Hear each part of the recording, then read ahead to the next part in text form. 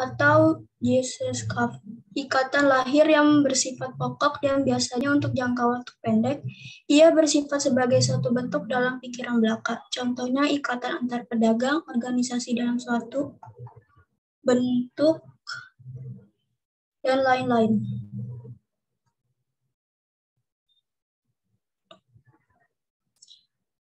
Yang ketujuh, formal group. Kelompok yang mempunyai peraturan tegas dan sengaja diciptakan oleh anggota-anggotanya untuk mengatur hubungan antara sama, contohnya organisasi. Kedelapan, informal group. Tidak mempunyai struktur dan organisasi tertentu atau yang pasti. Kelompok-kelompok tersebut biasanya terbentuk karena pertemuan-pertemuan yang berulang kali yang menjadi dasar pertemuan, kepentingan-kepentingan, dan pengalaman yang sama. Contohnya klik atau kliku. 9. Membership group merupakan suatu kelompok di mana setiap orang secara fisik menjadi anggota kelompok tersebut. Selanjutnya.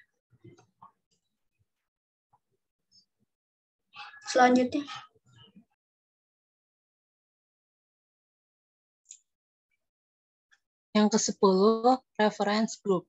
Kelompok-kelompok sosial yang menjadi acuan bagi seseorang atau bukan anggota kelompok tersebut untuk membentuk pribadi dan perilakunya. 11. Kelompok okupasional. Kelompok yang muncul karena semakin memudarnya fungsi kekerabatan, di mana kelompok ini timbul karena anggotanya memiliki pekerjaan yang sejenis. Contohnya kelompok profesi seperti Asosiasi Sarjana Farmasi, Ikatan Dokter Indonesia, dan lain-lain. Yang ke-12, kelompok volunteer.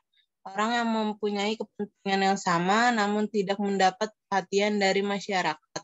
Kelompok ini dapat memenuhi kepentingan anggotanya secara individual tanpa mengganggu kepentingan masyarakat secara umum. Selanjutnya.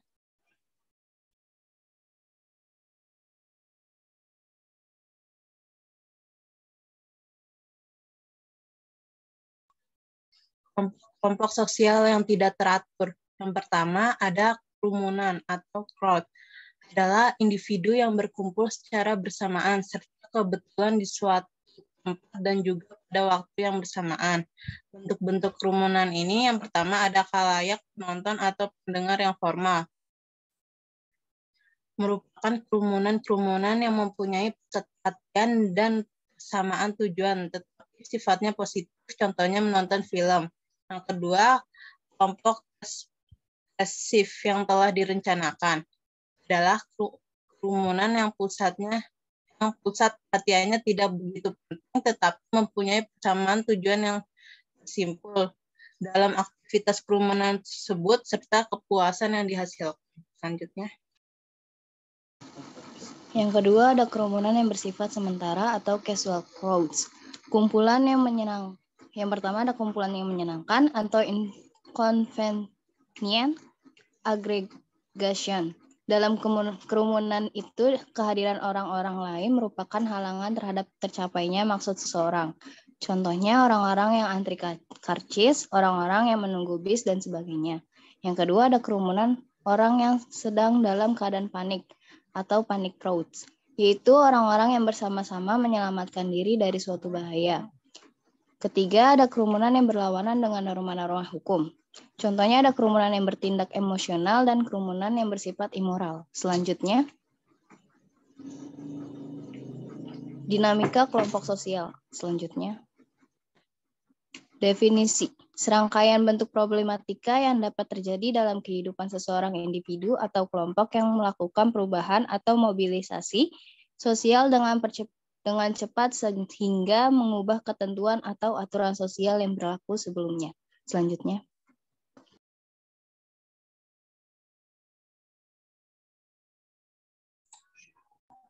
Ciri dinamika kelompok sosial. Yang pertama,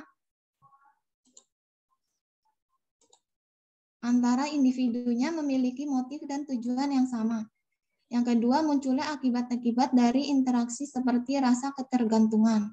Yang ketiga, memiliki struktur atau organisasi dan penugasan yang jelas. Yang keempat, muncul peneguhan norma, pedoman, tingkah laku yang mengatur sebuah interaksi. Selanjutnya,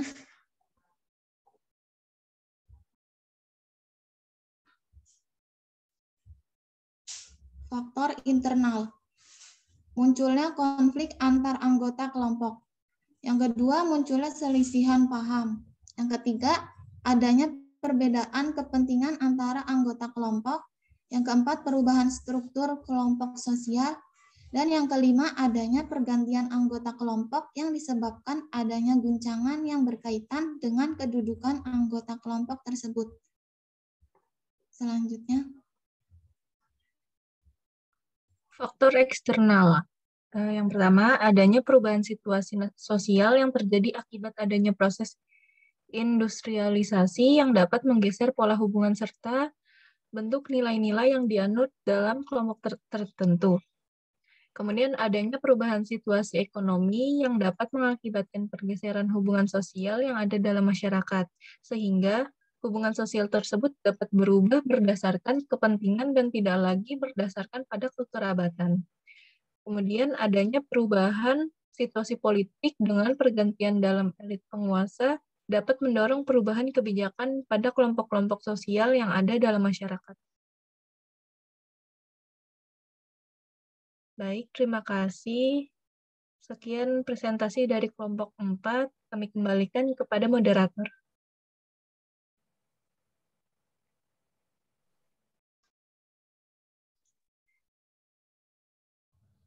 Baik, selanjutnya dibukakan sesi tanya jawab. Kepada yang ingin bertanya, dipersilakan raise hand terlebih dahulu. Silakan.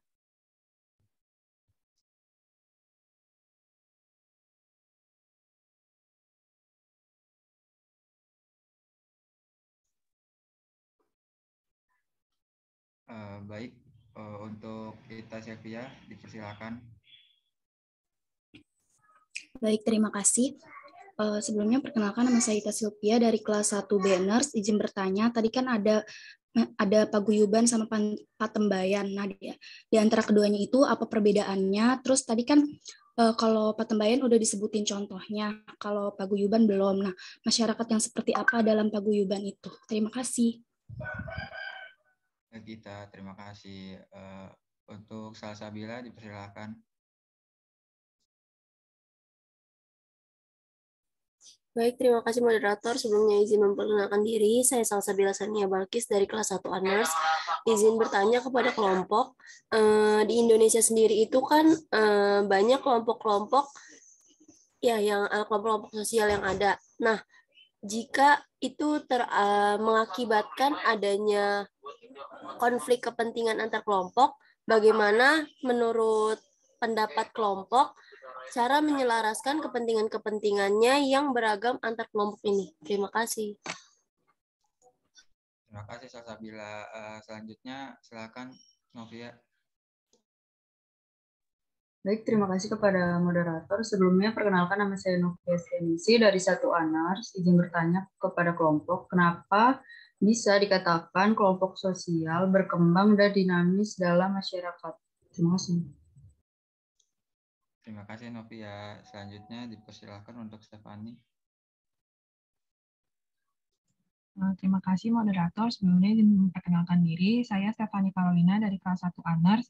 Izin bertanya kepada kelompok. Menurut kelompok, apa pentingnya kelompok sosial bagi setiap individu? Terima kasih.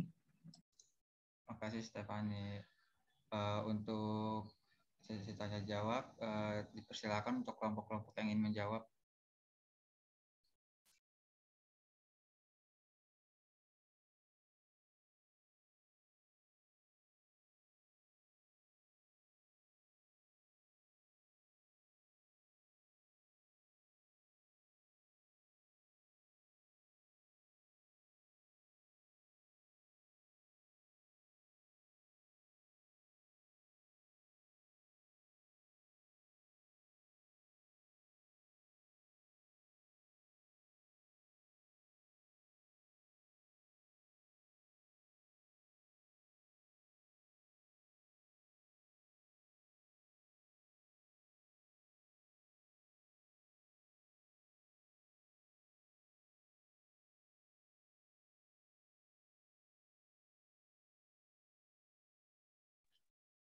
Izin menjawab pertanyaan dari Ita Sylvia.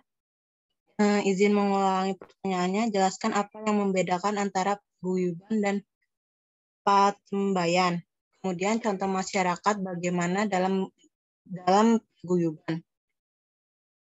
Perbedaan dalam paguyuban itu, pertama, pada paguyuban terdapat sebuah bentuk dari hubungan yang berada di antara anggota yang dimana kemudian penuh dengan sebuah kasih sayang. Akan tetapi patembayan hanyalah sebuah hubungan yang dimana masih dalam tahap formal. Yang kedua, pada paguyuban terdapat sebuah bentuk dari keinginan untuk melakukan peningkatan dari paguyuban itu sendiri. Akan tetapi patembayan hanyalah terbentuk secara berbentuk seperti sebuah orientasi ke dalam ekonomi. Ketiga, pada paguyuban tidak melakukan sebuah bentuk penonjolan diri, akan tetapi pada patembayan hanya akan melakukan perhitungan dari sebuah bentuk dari nilai guna. Contoh dari paguyuban sendiri, masyarakat lebih tradisional, terus tradisi masih kental, terus jalinan hubungan sifatnya pribadi. Apakah sudah jelas, Ita? Baik, sudah jelas. Terima kasih, Anissa.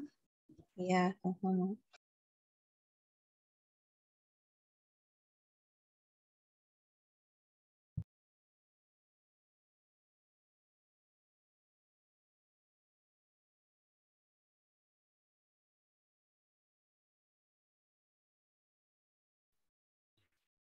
Baik, selanjutnya saya akan menjawab pertanyaan dari Syabil.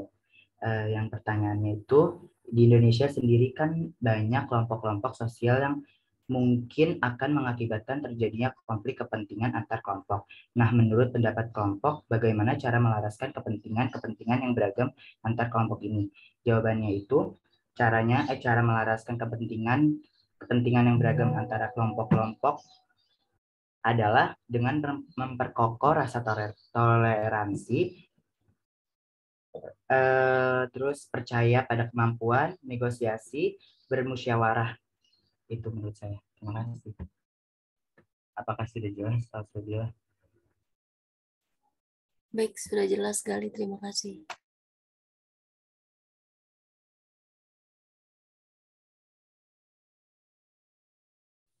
Izin masuk, saya izin menjawab pertanyaan dari Stefani Carolina. Yang pertanyaannya itu, menurut kelompok, apa pentingnya kelompok sosial bagi setiap individu? Jadi, pentingnya kelompok sosial bagi seorang individu itu sebagai sarana untuk interaksi, untuk melakukan kegiatan interaksi sosial, dan sudah kodratnya manusia sebagai makhluk sosial, di mana manusia tidak bisa hidup tanpa adanya bantuan dari makhluk hidup atau individu lainnya. Apakah sudah jelas, Stefani Carolina? Ya, sudah jelas. Terima kasih. Sama-sama.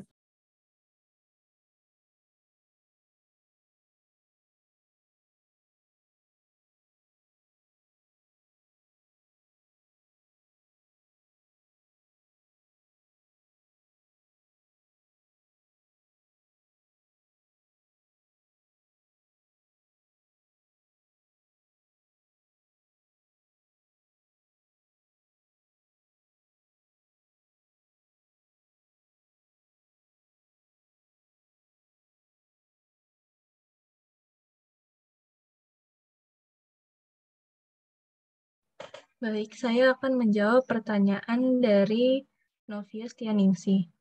Pertanyaannya, kenapa kelompok sosial dikatakan berkembang dan dinamis di masyarakat? Itu jawabannya karena adanya terbentuk dan berkembangnya pengalaman-pengalaman baru di kelompok yang menyebabkan masyarakatnya mengalami perubahan. Oleh karena itu, kelompok sosial dapat berkembang dan dinamis di masyarakat. Apa terjawab, Novia? Ya, dapat. Terima kasih, Atika. Sama-sama.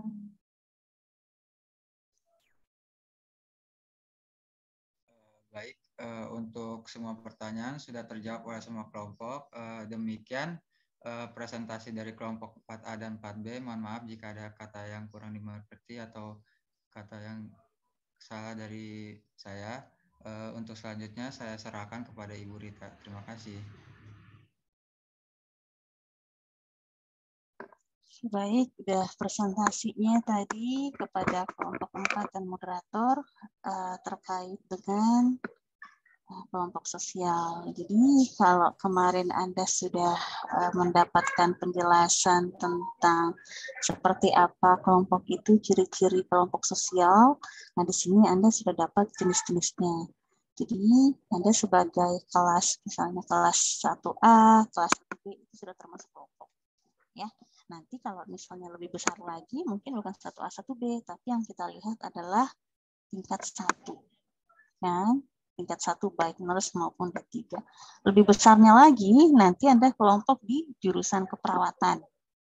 Ya kan? Nanti lebih gedenya lagi, Anda sudah masuk kelompok di Poltekkes Kemenkes Jakarta 3.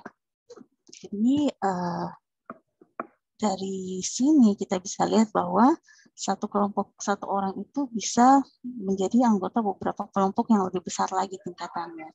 Jadi makanya kalau misalnya ada sesuatu yang terjadi pada Anda nanti, baik bagus atau buruk, kita biasanya mengambil kelompok yang besarnya. Jadi misalnya, oh ya, mahasiswa Poltekkes Jakarta 3 berprestasi menjadi mahasiswa prestasi di tingkat nasional. Jadi yang terkenal itu adalah mahasiswa Poltekkes Jakarta 3, karena saingan Anda adalah Poltekkes yang lainnya. Jadi nggak ada yang melihat, misalnya, oh dia itu anak nurse yang tingkat 1, nggak akan dilihat seperti yang di luar. Tapi mereka melihatnya yang besarnya dulu. Oh, anak Poltekkes Jakarta 3. Nanti turun ke bawah, datang ke Poltekkes, baru kita lihat ini lebih kecilnya lagi. Dia dari mana sih anaknya prestasi ini? Apakah dia dari jurusan keperawatan, apakah jurusan kebidanan, atau misalnya fisioterapi atau analis? Oh, ternyata dari keperawatan. Dari sana turun lagi. Dari mana nih anaknya dari keperawatan itu? Apakah nurse atau D3? Oh, dia anak nurse. Nah, anak nurse-nya sekarang tingkat berapa? Tingkat 1, tingkat 2, atau tingkat 3? Ya, gitu. Apa nanti reguler atau RKI? Yang seperti itu yang akan kita lihat untuk jenis-jenis kelompok. Di sini Ibu kasih contohnya dulu yang terkait dengan faktor pembentuk kelompok. Kalau kemarin kan kita sudah lihat faktor pembentuk kelompok, misalnya tinggalnya di daerah tertentu, misalnya daerah pegunungan atau misalnya daerah pantai, mereka akan terbentuk kelompoknya secara otomatis. Anda bisa melihat persamaan kebudayaannya, persamaan cara berbicaranya akan sama seperti itu. Sekarang kita lihat terkait dengan klasifikasi kelompok. Nah, di sini tadi juga sudah dijelaskan oleh kelompok 4 bagaimana klasifikasinya. Jadi kita lihat dari cara terbentuknya. Jadi ada yang kelompok semu. Jadi kelompok semu itu misalnya tidak direncanakan, tidak terorganisir, tiba-tiba aja numpuk kelompok itu. Jadi banyak orang yang datang ke tempat tersebut. Dan kehadirannya tidak konsisten. Nggak seperti Anda masuk kelompok kelas 1A, 1B, atau tingkat 1, Anda bukan yang tidak terencana, Anda sudah direncanakan. Anda adalah mahasiswa nurse tingkat 1. Nah, ini yang tidak direncanakan nih. Apa semu? Jadi orang dengarkan khutbah. Jadi kalau orang mendengarkan khutbah itu, mereka datang ke masjid atau misalnya ke gereja, itu sudah masuk kelompok. Ya, mereka mempunyai tujuan yang sama, mau sholat atau misalnya mau beribadah ke gereja, sama seperti itu. Atau yang datang ke bioskop pun sama tujuannya. Mereka ke sana itu untuk menonton film, ya. Nah, ini inconvenient ini adalah sementara karena mempunyai fasilitas yang sama. Contohnya, lagi ngantri mau beli tiket kereta api, itu akan terbentuk kelompok. Tapi mereka nggak saling kenal, ya. Dia hanya terbentuk kelompok karena tujuan mereka untuk menggunakan fasilitas yang sama, yaitu mau membeli tiket. Setelah itu mereka pergi, nggak ketemu lagi, ya. Nah, kalau yang ini panik. Nah, kemarin itu pernah lihat nggak sih? Kita kalau misalnya Anda lagi di sekolah, tiba-tiba gempa bumi, pada lari keluar kan? Ada yang namanya titik poinnya di sini nih. Bertemunya di situ. Jadi karena panik mereka menjadi kerumunan, makanya disebutnya adalah panik causal crowd. Ini yang crowd-nya. Jadi mereka berkumpul karena kejadian yang membuat mereka panik. Ya. Atau misalnya ini untuk buat nonton sesuatu. Contohnya untuk prestasi sesuatu itu adalah mau gerhana matahari, ya kan? Anda bisa perhatikan kalau misalnya ada gerhana matahari, gerhana bulan, itu banyak kelompok-kelompok orang bentuk kelompok tersendiri untuk melihat gerhananya. Jadi mereka sama-sama dengan tujuan yang sama untuk menonton sesuatu, misalnya yang tadi untuk menyaksikan peristiwa tertentu. Kalau ini lawless, jadi dia berkumpul kan, tapi aksi demo misalnya, jadi kurang mematuhi peraturan misalnya, jadi mereka protes terhadap sesuatu sehingga mereka berdemo, misalnya yang kemarin banyak demo di MPR DPR, jadi itu membentuk kerumunan juga. Atau ini immoral nih, berkelompok dia. Ayo, tahu nggak ini apa? Gambar apa? Atika tahu ini gambar apa, Atika? Lagi mabok, Ibu. Maboknya pakai apa? Mungkin ciu atau apa? Nggak tahu, Ibu. Ciu apa, Atika?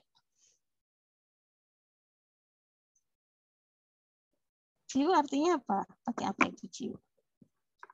Alkohol mungkin. Oh, lihat mereka lagi ngisep nih. Coba, Nida pakai apa ini kira-kira?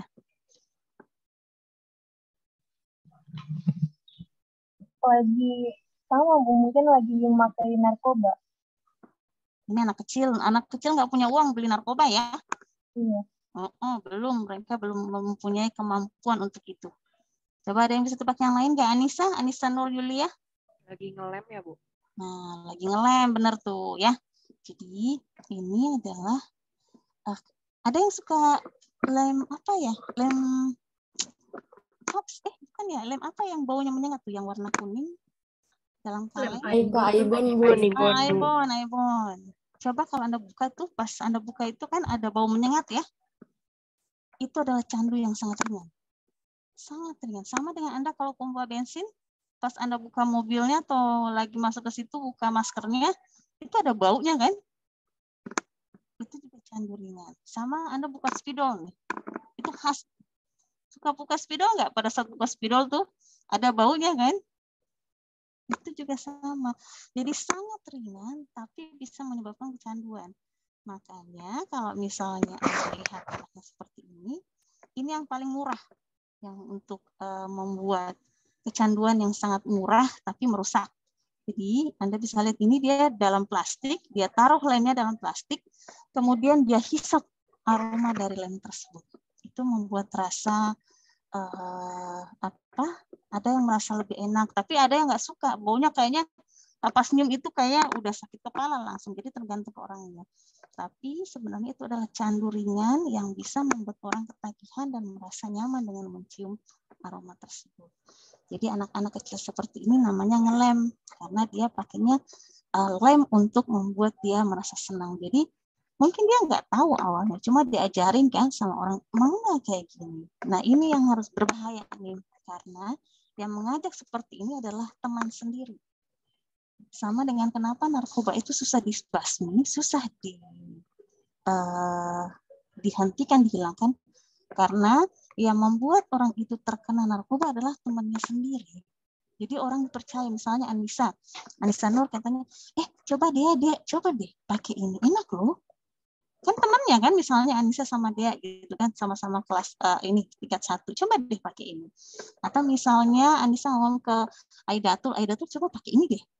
Enak loh, nyaman. Jadi kalau misalnya pusing sama kuliah, coba pakai ini aja, rasanya enak loh. Nah, itu karena teman sendiri yang merekomendasikan, akhirnya bolehlah teman saya ini yang merekomendasiin, dia percaya. Ya, makanya jarang ada orang datang tiba-tiba, misalnya dari Poltekkes 1 datang, coba Aida tuh pakai ini deh. Aida tuh langsung ngomong, ih kamu siapa ngasih saya kayak ginian gitu, ya kan? Tapi kalau temannya sendiri nanti, Anissa yang datang, coba dia pakai. Oh ya Anissa ya, teman saya kok ini kayaknya bisa dipercaya, bolehlah teman sendiri. Nah, itu yang membuat terkadang yang kegiatan seperti ini nih yang narkoba susah untuk dibasmi. Gitu ya. Ini juga yang kelompok semu, ada yang sama demokrasi, tapi direncanakan. Tapi kalau yang tadi ini lolos ini kalau tidak ada izinnya ya, terus membuat keributan, itu yang disebut lolos. Tapi kalau misalnya yang demonya bagus, pakai surat dulu, Pak saya mau demo besok ya, misalnya, kemudian tidak membuat keributan, itu yang disebut juga kelompok massa. Ya. Kemudian yang publik nih, yang ini bukan hamper ya, hampir sama dengan massa, cuma dia tidak pada satu tempat, tapi misalnya disatukan dengan alat-alat, misalnya nih radio, surat kabar, atau jejaring sosial, sama seperti kita nih. Misalnya kita bersatu kenapa? Karena ada kelasnya, karena misalnya pakai Zoom. Jadi orang yang pakai Zoom itu adalah kelompok publik yang menggunakan Zoom atau menggunakan di Google Meet seperti itu. Jadi mereka tidak bertemu secara langsung, secara fisik, tapi mereka menggunakan alat tertentu sehingga mereka dapat berkomunikasi secara bersama. Ya, mungkin itu yang terkait dengan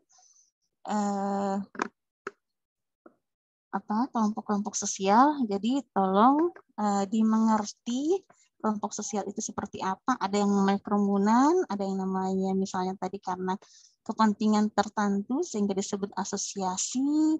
Kemudian ada yang namanya paguyuban, ada yang namanya kelompok semu, yang kerumunan. Itu yang harus Anda bisa bedakan karena beberapa orang bertemu itu sudah bisa membentuk kelompok. Tapi jenisnya seperti apa kelompok itu yang harus Anda mengerti.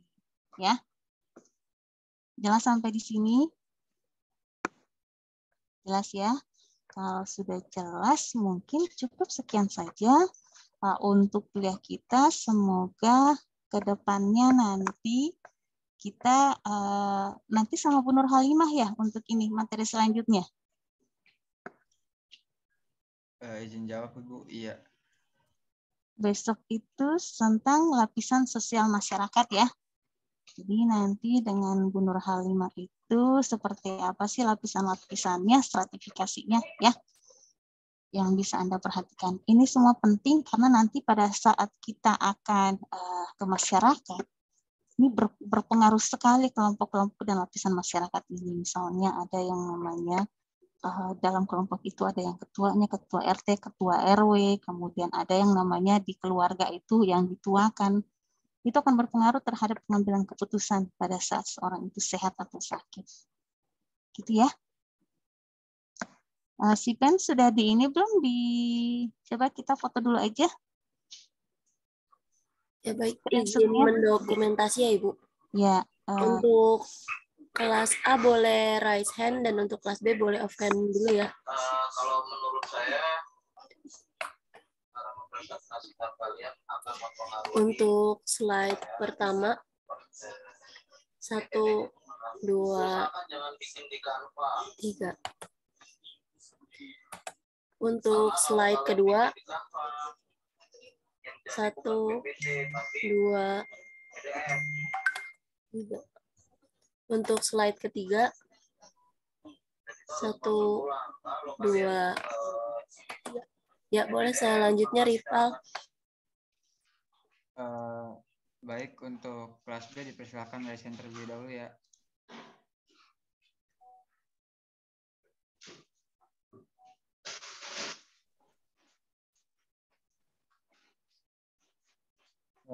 Untuk slide pertama 1, 2, 3.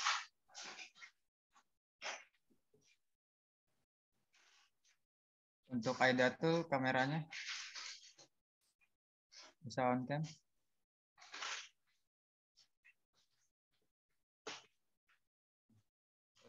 Saya ulang ya, 1, 2, 3.